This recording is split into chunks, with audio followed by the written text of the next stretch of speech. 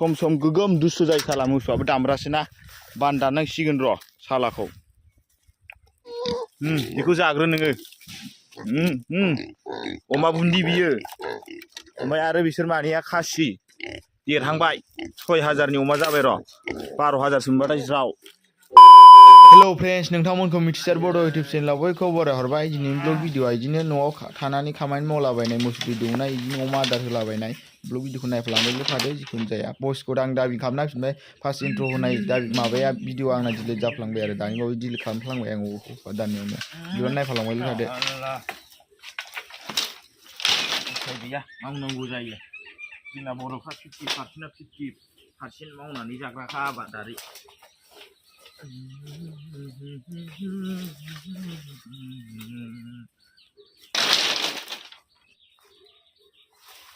बेखौ माने इदि लानोसै आरो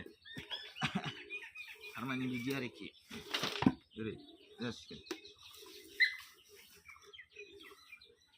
आखामोन जागायजेननोसै थसे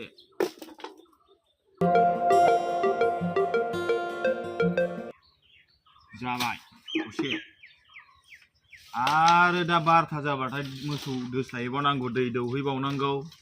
आरो बिनि उनाव अमा आदार होबावनांगौ थारमानेखि माने आइबो गैया आफाबो गैया आरो माने हाजिरा मावहैदों सानैबो आंबो मावहैयोमोन रेलवेयाव दा दिनै खामानि गैया आरो जोंहा फेमिलियाव साथामल' जाहैबाय माने आं रेलवेयाव थांबा आइया थांनाय नंलामोन आरो माबायाव मा होनो हाजिरायाव बिसोर फुहैदों आफाया माबायाव थांदों न' लुनो थांदों आरो लोगोफोरजों ज'नो बिसिनाबो हाजिरायानो आयै दानख'लांबायसो रायलायनायावनो रायलायाबा भिडिअ'आबो इन्टारेस्टिं जायाब्रा हान्थु लोरोफो सोमावनानै साहानि न'आव हाफै आइबो गैया आफाबो गैया मेथाइआ मिलायगारदोलै मोजांनो माने जोंहाना आरो न'आबो लामानि साहाखा थिगानो मेथाइआ होस्लायनो मालायबा होनलायबावदो बे जानला मोनलाखालै आंबो फाग्लासो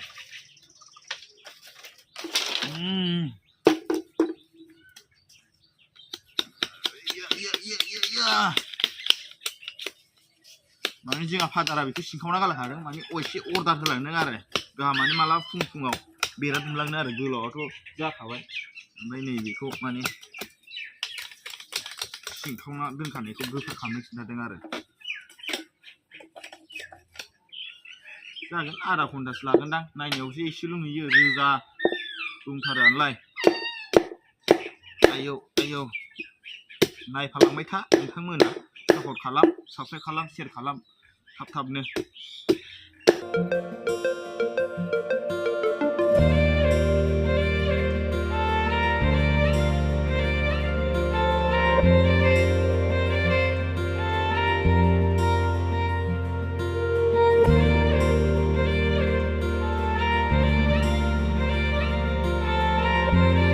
दाथ' लोगोफोर औवा खुन्थियाखौ सैखांबायानो माने गोफार खालामखांबायानो एसे गरमलायबाय आरो दहाय फार्स्टआव माने सान्दुं नङामोन ना सायासोमोन नै दा सान्दुं नांफैबाय आरो ओमफ्राय नै दा 11:30 जाबायानो टाइमा दा मोसौ दै दौहैबावनांगौसो 12था जानाय लोगो लोगोनो आरो बिनि उनाव अमा आदार होबावनांगौसो नायफालांबाय था मोसौ दै दौनाय नुबावगोन आरो अमा आदार होनाय नुबावगोन नायफालांबाय था एबार मोसौनो दै दौहैनोसैलाय टाइमा जाबायना उफ गरमला जोब्बायसो माथो न' सिङाव दसे हाबना थादोंमोनलां फांखा लादोंमोन ओंखारनाय लोगो लोगो नै सान्दुंआ थिं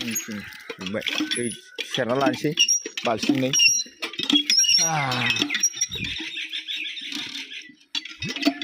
दैयाबो थिंखला ग' थाबनो दै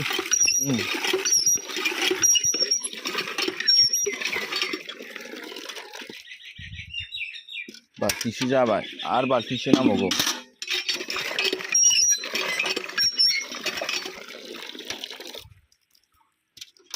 दाथ' दैखौ सेरखांबाय एबार मबाइलखौ जानजियाव सिथेबना लानांसिगोन आं दा दुब्लि मोनहैबासो भिडिअखौ खालामनोसै आं डाइरेक्ट दै दौनायाव आङो नै दुब्लियाव सफैनानै नै मोसौनो दै होबाय नै लोंखांबावबायसो मालाबानो मबाइल दिहुनगौमानिनो दे लोंबाव नै जा गोजान लाबोनांबाय 300 मिटारसो गोजान आरो बै मासिनो हैनि र'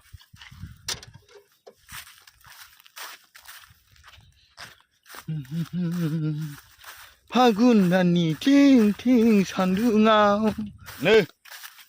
सम सम गोगोम दुस्थ' जायो साला मोसौआबो दामब्रासो ना बान दाननांसिगोन र' सालाखौ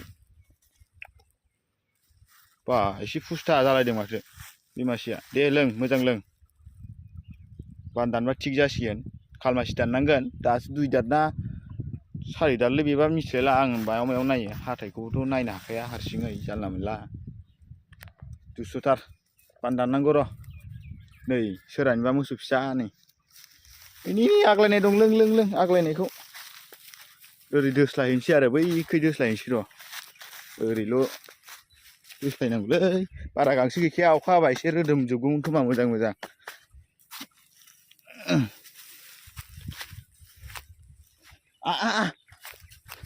हे फै मोसौ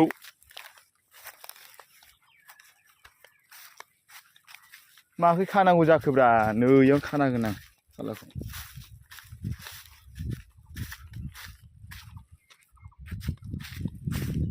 नांगौ जायोबा दा 2टासोआव खेमसे दोस्लायफैबावगोनलै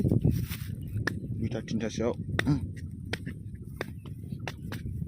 फागुन दाननि थिं थिं सान्दुङाव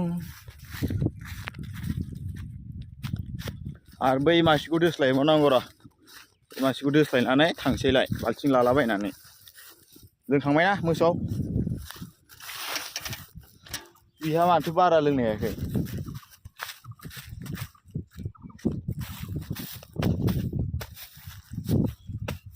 अबेथिं जागोन नोंलाय इयावनो एसे बोथोरनाल' होनसै आं नोंखौ बेयाव जायगा दं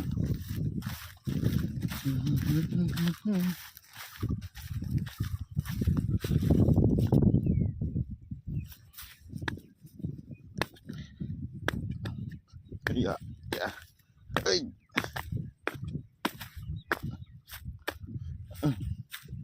दाथ' दोखांबाय र' मोसौखौ दोस्लायखांबाय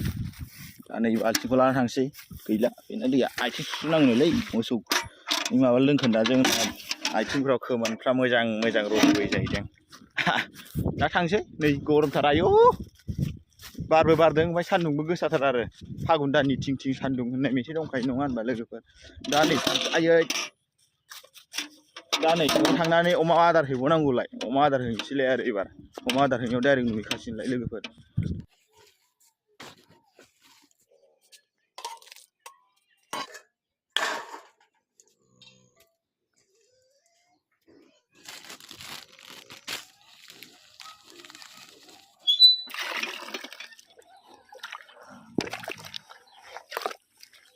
आं दा नै बाल्थिङाव आदारखौ लगायना लाखाबाय ओमफ्राय गामलाखौ एसे आख्लायहैग्रोखानि र' बिसिनिखौ र' बारा गाबगांनाङाब्रा आख्लायग्रोबावगोनसो आख्लायगोनसो फाग्ला आया र' आख्लायग्रोदोंसो फाग्ला ना फाग्लिलाय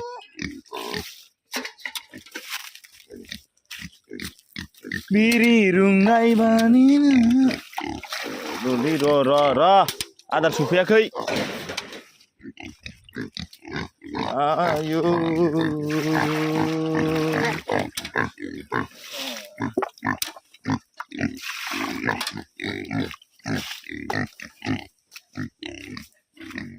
आदारा र' एबारसो दा आदार सफैगोना ओइ दैयासो फैजोब्बाय माथो आदारा अबाव थाबोखो नै गुन्दैया सिङावसो दं र' दा एसेखौ जानो हानाय नङा बेखौ जाग्रो नोङो अमा बुन्दि बियो ओमफ्राय आरो बिसोर मानैया खासि देरहांबाय 6000नि अमा जाबाय र' 12000 मोनबाथाय ज्राव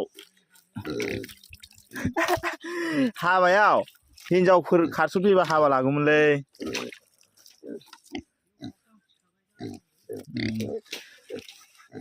जा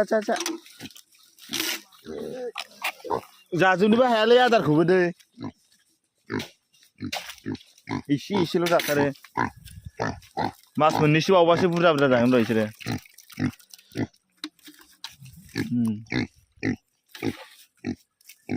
ना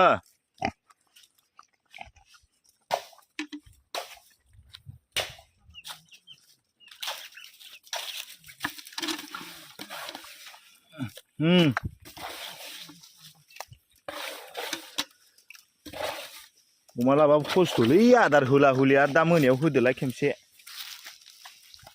दिनैनि भिडिअ'आ बेखिनियानो लोगोफोर माने बिदिनो अमा आदार होनाय बिदिनो मोसौ दै दौहैनाय आरो आइ आफा थाबाथ'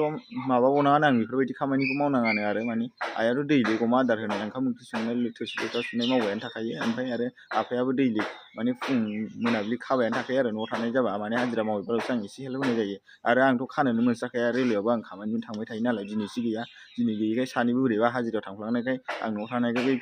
बेखौ आं दा जि मावदों खामानि बेखौ एसे बिदिनो भिडिअ खालामबाय आरो खामानियाथ' मेरला दंबावो दा आं उन्दुनासो थानोसै माबानाय बानाय मोनबाय आं गरमजों सान्दुं थिं थिंजों फांखायाव आराम थानोसै भिडिअ'आ बिदिब्ला बेखिनियानो फोजोबबाय आरो आङो नोंथांमोना मिथिसार बड' इउटुब चेनेलखौ हाजासे शेयार खालाम ओमफ्राय हाजासे साबस्क्राइब खालाम आरो लाइक हो भिडिअखौ मोजां मोनदोंबा आरो कमेन्ट होबानो जाबाय बिदिबा नेक्स्ट भिडिअ लोगो मोनसिगोन बाय बाय लेब्रासो जाबायलै लेफ्ट हेन्डजोंसो जाबाय बाय बाय